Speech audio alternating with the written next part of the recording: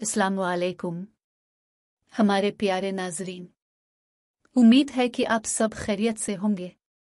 हमारे channel EDUN info को देखने का बहुत शुक्रिया। हम आपके लिए बेहतरीन इखलाकी कहानियाँ, इस्लामी कहानियाँ और मज़ाहिया कहानियाँ लेकर आए हैं।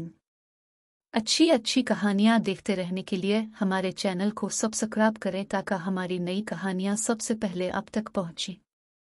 हमारे चैनल को लाइक और सब्सक्राइब करें। शुक्रिया। अब चलते हैं अपनी कहानी की तरफ। 9 साल लाबा अपने वालिदैन की इकलौती औलाद थी। लाड प्यार ने इसे जिद्दी बना दिया था। कोई फरमाइश ऐसी न थी जो पूरी ना हुई हो। आजकल लाबा ने अजीब ही जिद पकड़ी हुई थी। वो हर वक्त बाहर के खानों की फरमाइश करने लगी थी। कभी इसे पिज़्ज़ा खाना होता, कभी जंगीर बर्गर, कभी हलीम तो कभी फ्रेंच फ्राइज। घर में उसकी उम्मी कितने ही मजे के खाने पकाती, मगर वो एक नवाला भी ना चाहती।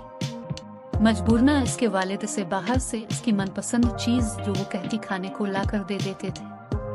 एक रोज लाबा को अचानक तेज बुखार हो गया, साथ उल्टियां भी शुरू हो गईं। भूख भी नहीं लग रही थी, जो खाती वो उलट देती। इसके वालिदैन परेशान होकर उसे डॉक्टर के पास ले गए। डॉक्टर भी इसकी हालत देखकर परेशान हो गया और उसने चंद टेस्ट लिख कर दे दिए।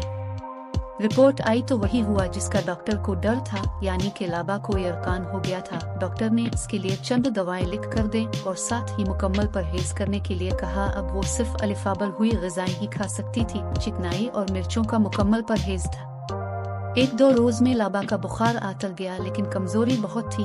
आहिस्ता आहिस्ता उसे भूख भी लगने लगी थी, लेकिन हर वक्त खाने में अलिफाबल हुई लौकी, कद्दू और मूली देखकर इसका दिल सख्त डूब गया था। उसकी उम्मी ने समझाया कि अब तकरीबन 1 महीने तक इसे ऐसी ही ग़िज़ा खानी पड़ेगी। अलिफाबली हुए खानों के अलावा वो कुछ नहीं खा सकती। यह सुनकर लाबा खूब रोई और चीखी चलाई, लेकिन उसकी उम्मी ने दिल पर पत्थर रखकर अलिफाबली खाने खिलाए। लाबा रो रो कर उम्मी से कहती, उम्मी अब मैं कभी जिद नहीं करूंगी, कभी बर्गर और पिज़्ज़ा नहीं खाऊंगी। वो जो आप इतने मजे के दाल चावल बनाती हैं वही बनाकर खुला दे प्लीज।